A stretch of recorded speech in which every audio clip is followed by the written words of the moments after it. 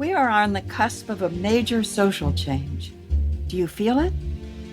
Even if you don't, make no mistake, change is coming, and it is going to be unforgettable.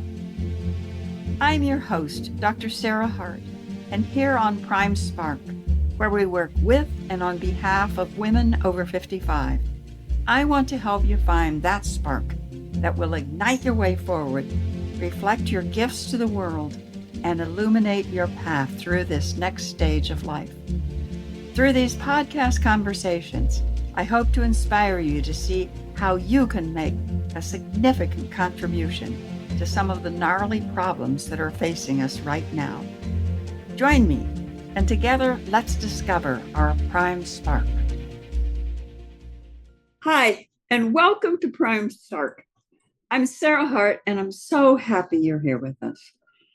Prime Spark is designed for women over 50 or close, with a goal to help us all live our happiest, most fulfilling and productive lives now and in the future.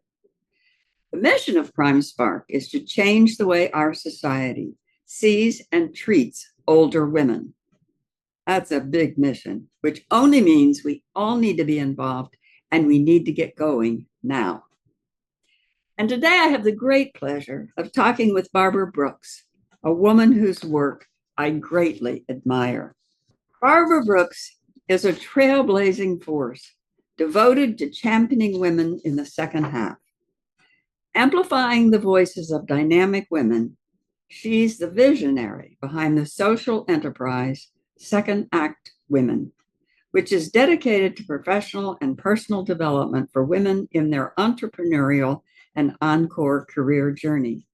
Designated an influencer in aging by PBS's Next Avenue, Barbara has been featured in Forbes, MarketWatch, Fast Company, and Colorado Public Radio.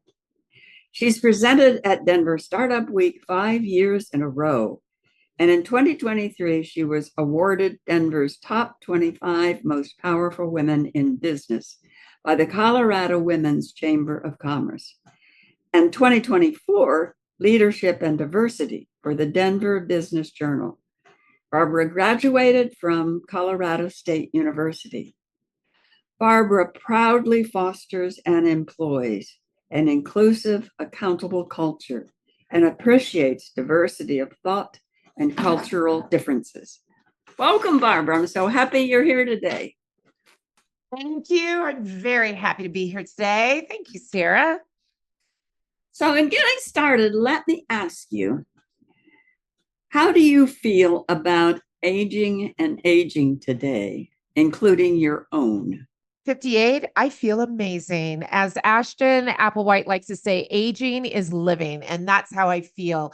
And I have to say that I was actually raised by a mother who was always proud of her age. So I'm sort of an anomaly coming into this pro-aging space, having already owned my chapters in life. But I feel good about owning personally my age, but I don't feel good about society and corporate America and our internal bias and our friends and families who like to say differently about aging, and that leans into ageism.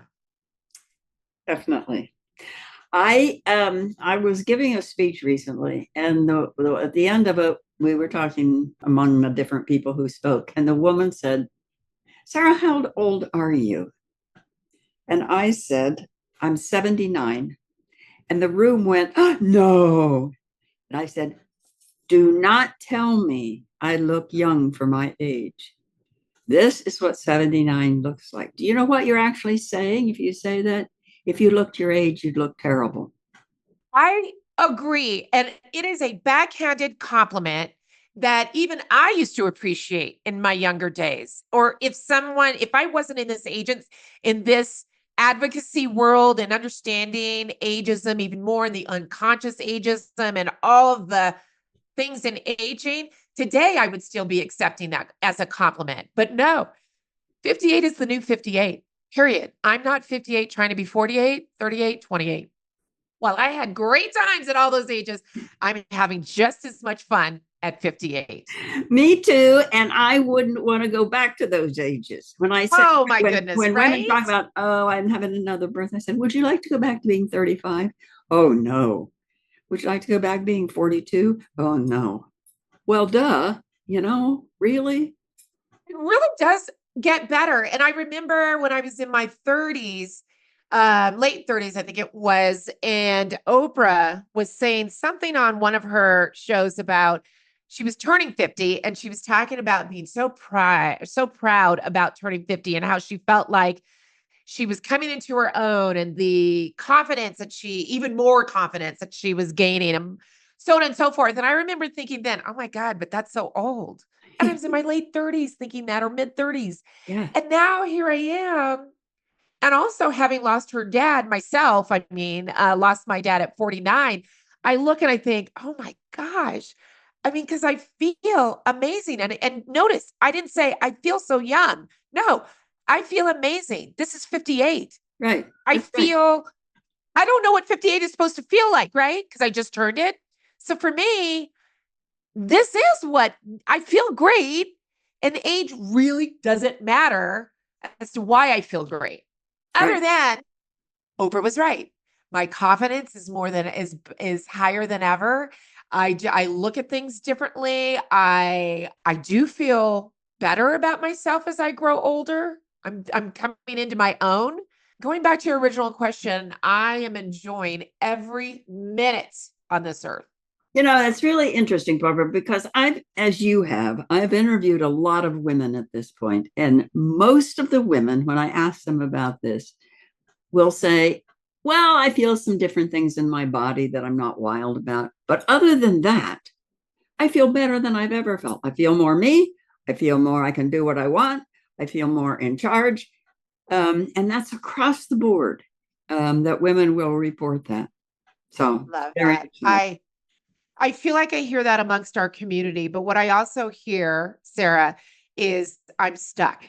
I don't know what I want to do when I grow up. And we're talking people that are in their 40s, 50s, 60s. That's who I serve and advocate for. I feel, and you've heard this a million times, I'm sure, on this podcast, there is still this.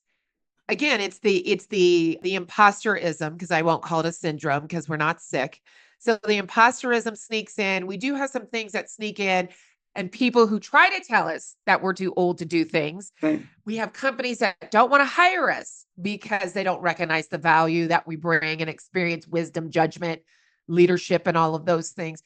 So we have other things that while we feel good, and I'm one of them, while I feel good about where I am today and myself as Barbara Brooks, there are other circumstances that try to pull me down and try to pull women down.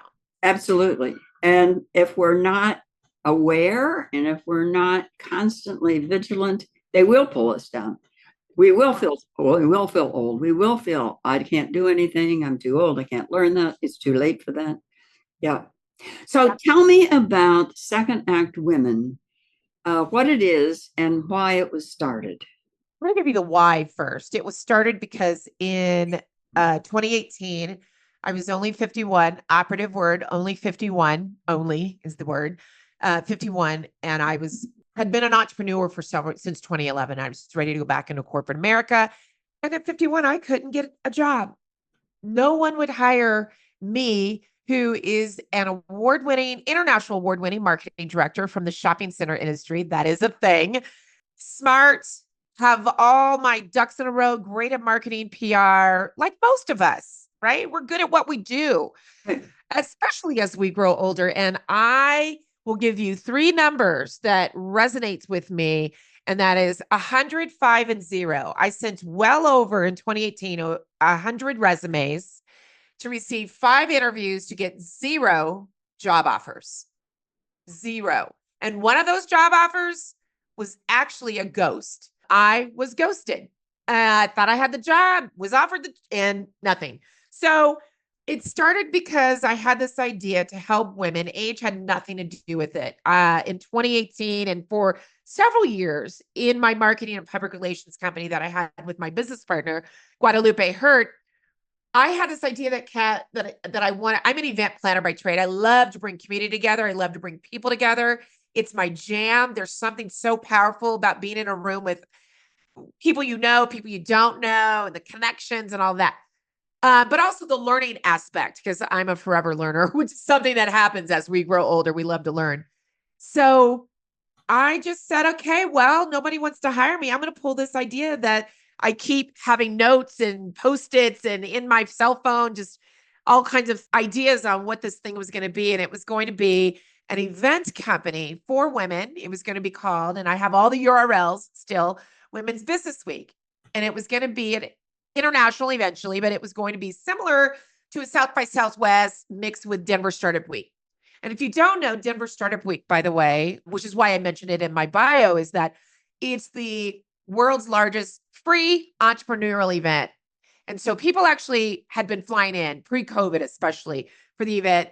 20,000 people come in for it. So I thought, wouldn't it be neat to do that for women? Age had nothing to do with it. Bringing all the ages together, because I didn't even think age back then. I really didn't.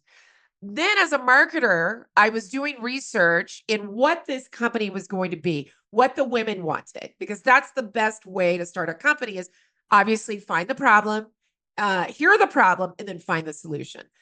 Well, I kept hearing in 3 of the individual marketing sessions or research sessions about what this thing was going to be was age started coming up, how they missed or wanted to go to conferences and events and feel as if they belong and feel as if there were no clicks and that they were not shunned because of their age.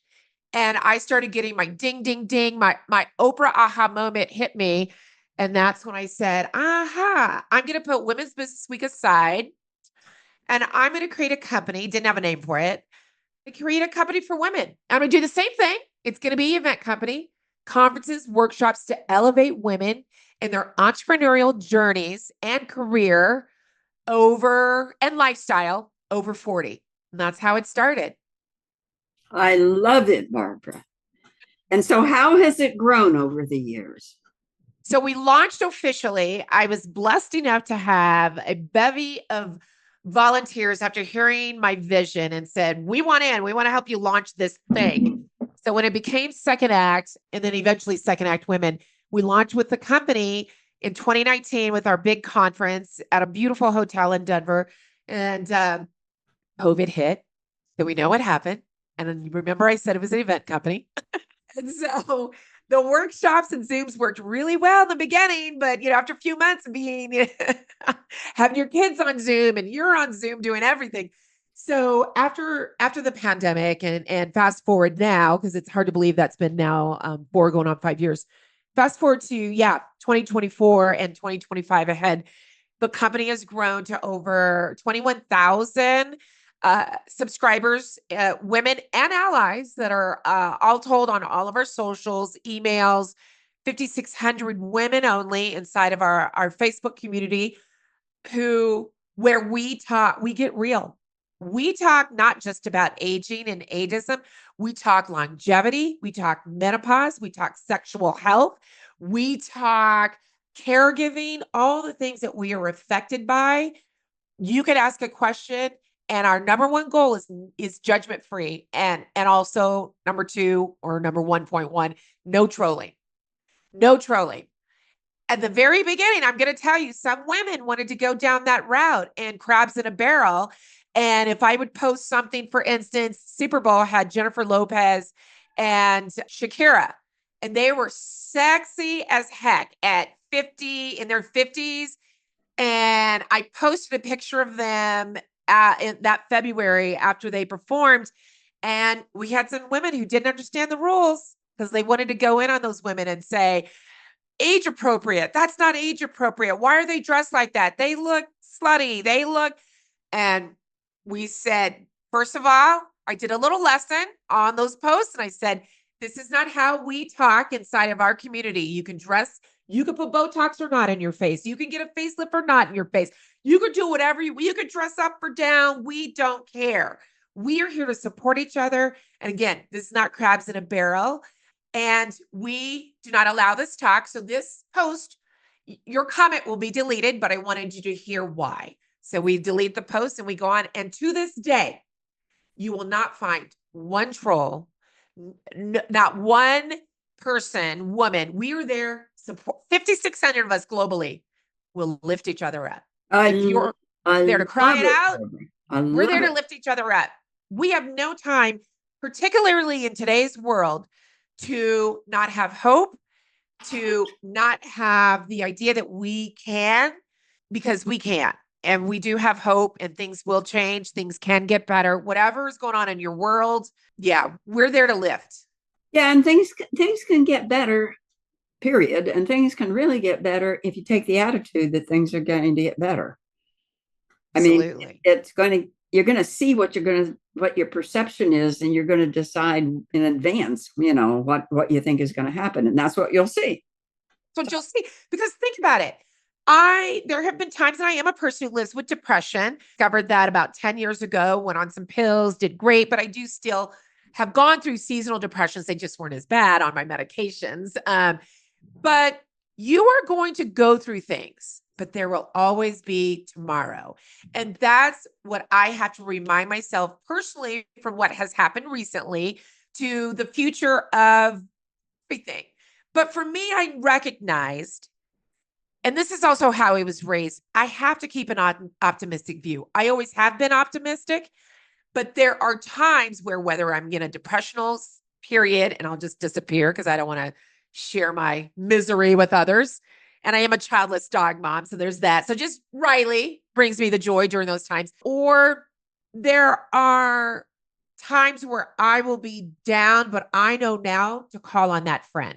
Because in the past, I've been so strong in my mind and stubborn that I didn't want to share my vulnerability with others, because I think we as women think that we're seen as weak if we do, when in actuality, which is what you'll find in our community. And I kind of started that with, I'll cry in a minute. I was just doing an interview with PBS just this morning, and they brought out some things, and I will cry. I'll pull those lashes off in a minute if they're coming off, because we have to find those people or those outlets to let it go and move on.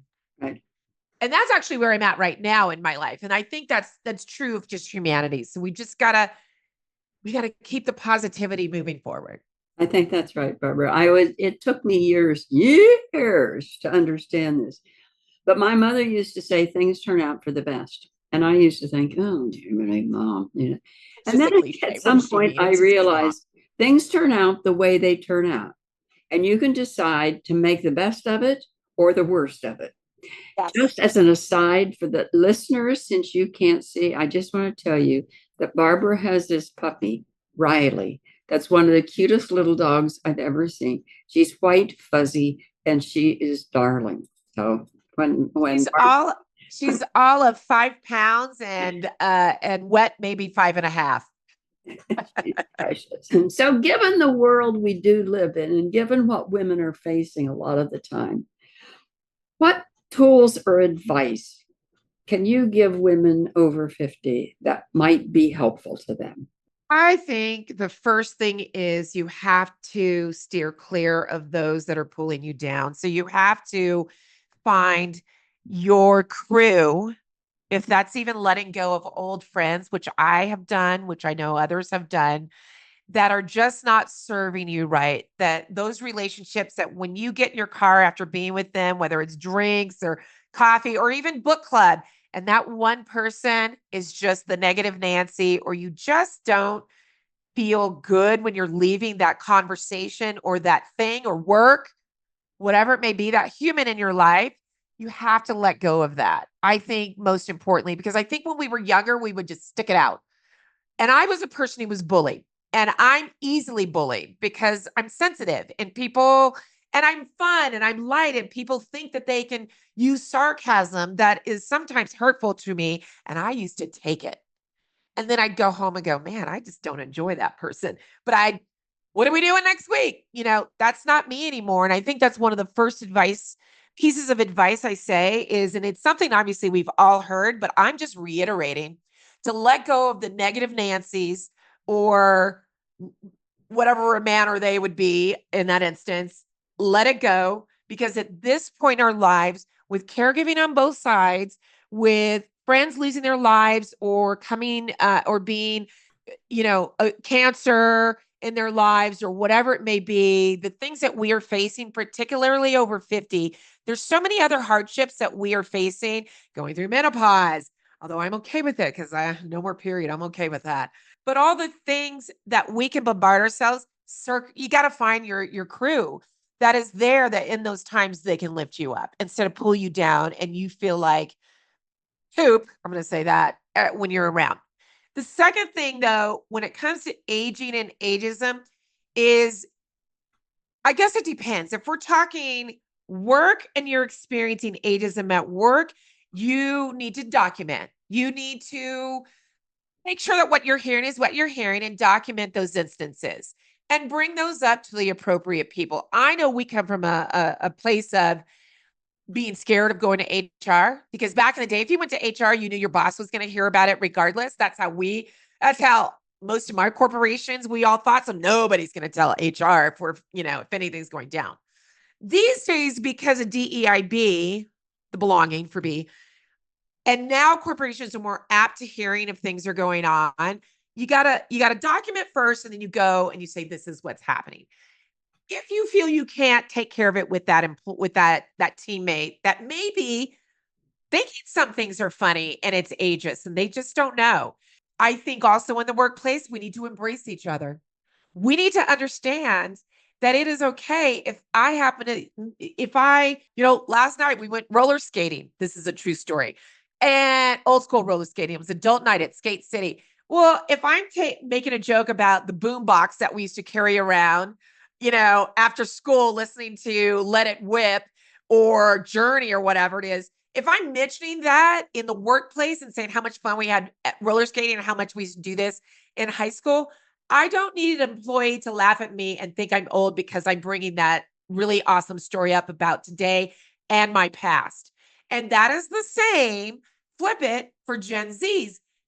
If we see them on their phone in a meeting, how do we not know they really are taking notes? Instead, some of us might think, oh, they're on their phone again. There they go. We have to somehow, and millennials, oh, they need to be coddled. That's, the stereotype is that they need to be coddled. They need a trophy for everything. That's not true of every millennial. We're all raised so different, just like Gen Xers, boomers, and traditionalists and the alphas that are behind everyone. So we have to, in the workplace and really anywhere we are, build those bridges, because that's how we break down ageist bias. Because as you and I know, ageism, it's the last ism that's acceptable. We got to stop it because there's a crisis happening in the workplace where people are unable to get jobs because of their ageist views of others and themselves, because a lot of hiring managers are in their 40s. So there's that. And then in entrepreneurship, if you want to start a company after having a great career in corporation in a corporate environment, and some people in your family or friends are thinking, are you crazy? Don't you think that's already been done? Or aren't there enough coaches out there? Or aren't there enough this or whatever? Or maybe you have a big idea and they think it's a nutty idea. Do it. Do it. If you have the means to do it, do it.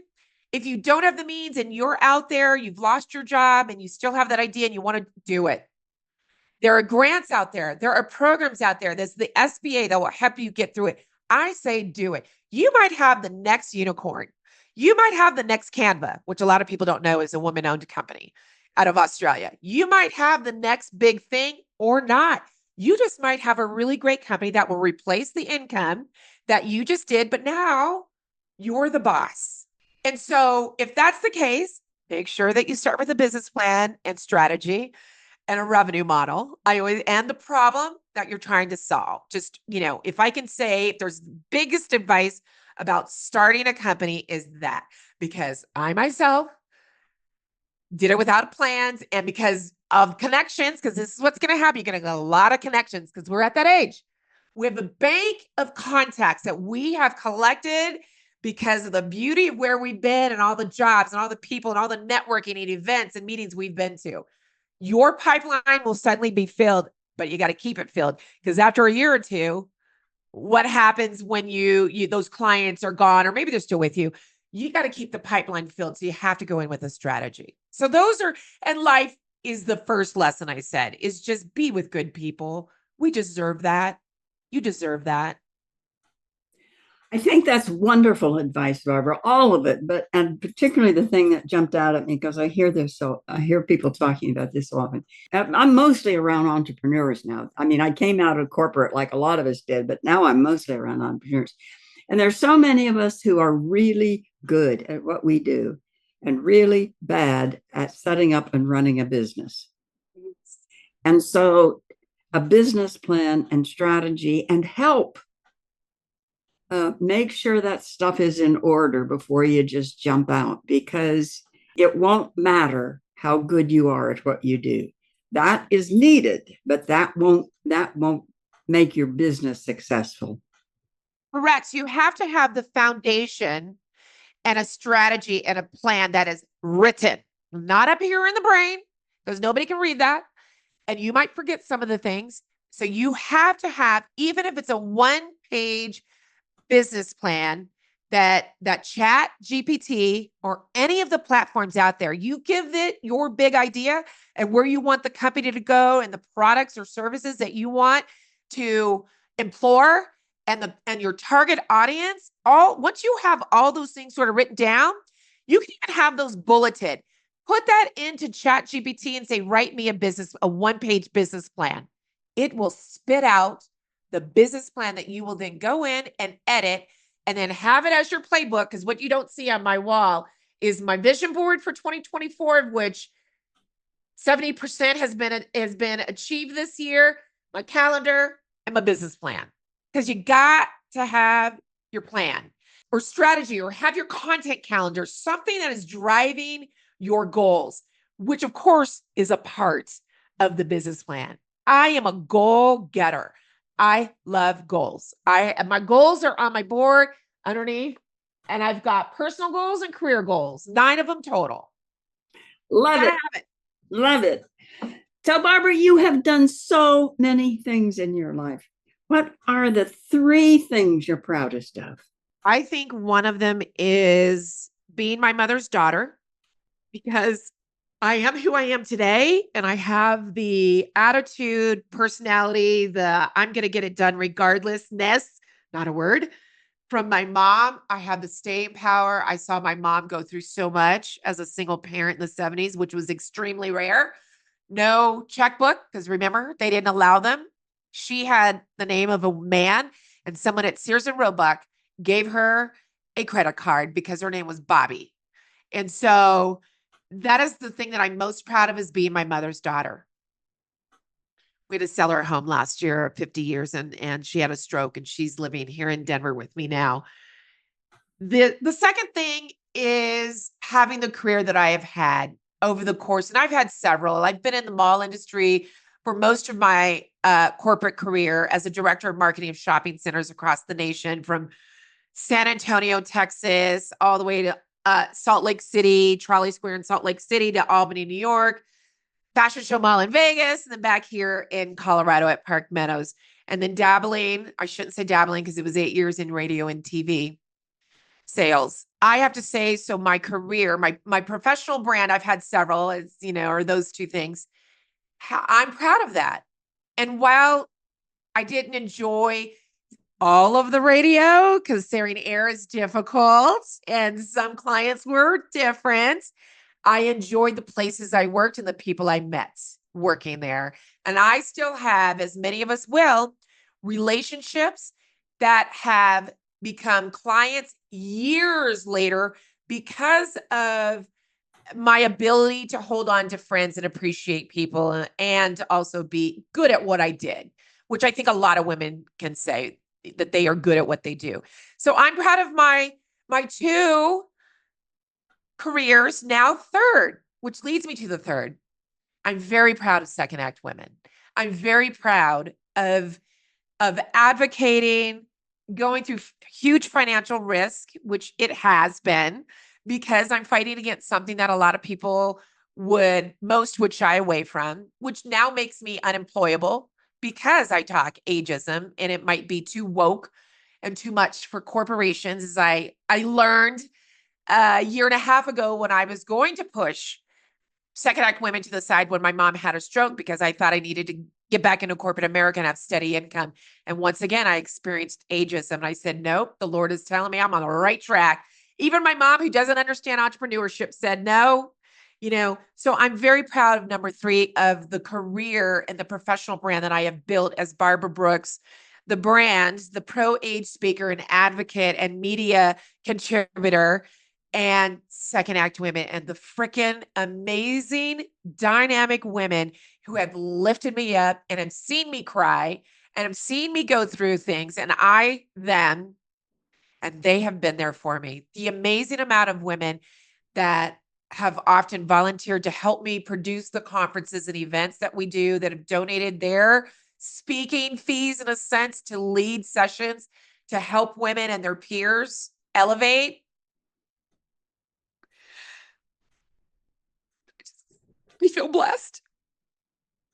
And these are tears of joy and toughness and what I've gone through. I just think about what I've gone through and trying to hold on to my apartment, selling my home of 13 years to do what I know is what I'm to end my career in, which, by the way, will never end because I will always work. Be you, Sarah. Me too, Barbara. I don't know how many people say to me, Sarah, when are you going to retire? I said, I am not going to retire. Why would I retire? I love what I'm doing. It's really interesting when you said about making yourself unemployable. What I have found, and I'm sure you found, is in some ways, some of us are our own worst enemy because we have this deep ageism inside of us. And so I don't know how many times I've talked to women about what I do. And several times people they've gotten really mad at me, and I didn't understand it because generally speaking, I'm not annoying, I'm not confrontive. And finally one of them said, Sarah, I don't want to think about getting older. And I thought, aha, now I understand what the problem is. And I run into that. There are whole groups of women who don't want to think about getting older. I mean, you can't talk to them about it because they don't want to hear it, which I find interesting because it's something we all will do. We won't all become the opposite gender. We won't all become a different race, but we will all age. Sarah, as I like to say when I give speeches, and when I say I'm employable as in working back in corporate America, at least for now, until everybody can embrace this, I am employable when it comes to speaking inside of corporations, because there are many corporations. So I'm not anti-corporate at all. I loved working in corporate America, and I love the people that I have worked with. So I enjoy going in with those corporations who yes, want to grow their groups and say, we want you to come in and talk about the power of intergenerational teams, or we want you to come in and power up our women's ERG so that they feel and understand that while we're growing older, they're valuable to that company. Those and these are big brands: Western Union, Hyatt, global brand team. I was in Carmel, California. Western Union's based here in Denver. First Bank here and had me speak at their very first HR conference. These are companies that get it, and they are also, sadly, a part of just the 8%. Now, I'm sure that this number is higher now, but you've heard this before, that of the corporations that have DEIB, or let's just say DEI initiatives, only 8% includes ageism. And the thing that you just said about aging, you and I just aged 41 minutes. That's aging. That's so right. For them not to want to talk about it, and I get it. So I'm not going to demean them at all because I get it. And I bet you, and I'm going to make this a topic inside of our Facebook community, I bet you most don't want to talk about aging because they think of what we have been told what it's like, when instead they're not looking at Rita Moreno. They're not looking at Carol Burnett. They're not looking at Betty White, who was with us until almost 100, if not 100. So they're forgetting that we are still I actually feel like my brain has gotten even smarter. Like I am soaking up more stuff. Well, the studies would show that your brain is getting better in lots of ways. So you are absolutely right. Okay, we have very few minutes left. The last thing I just want to mention is of all the things you said a little bit ago, yes, there are people like Rita Moreno and Betty White, but there are also all the rest of us who are in our 50s, 60s, 70s, 80s, who are fantastic and aren't on the cover of a magazine. So all they have to do is actually look at what really is happening, not what you learned, not what's in the media. Look at what is happening and at the fantastic older women that are all around you. So I love that you said that, because 1 in 3 Americans today are over 50. Look at any one of them. You're walking into them and seeing them at Target. You're seeing them at the gas station. You're seeing them picking up groceries, picking up your kids who just may be 3 or 4. Yes, I have friends that had kids later in life. So you're absolutely right. We, women over 50 and humans, are 1 in 3 in America. Right. So just look around, like you said. We are a power force if we will just realize that and get it together. $15 trillion buying authority. $15 trillion buying authority, which is why we need to be hired. We need to be taken serious. We need the VC dollars. We need to continue to grow our companies to feed the economy, because we are the ones feeding the economy in America. And we need to do all that in terms of coming together in order to impact the political environment, because we could have a huge impact. A huge impact. And I'm looking towards 2028. And I'm, as you and I were saying at the very beginning, before the mics were rolling, I'm thinking optimistically. Me too. That's all we can do now.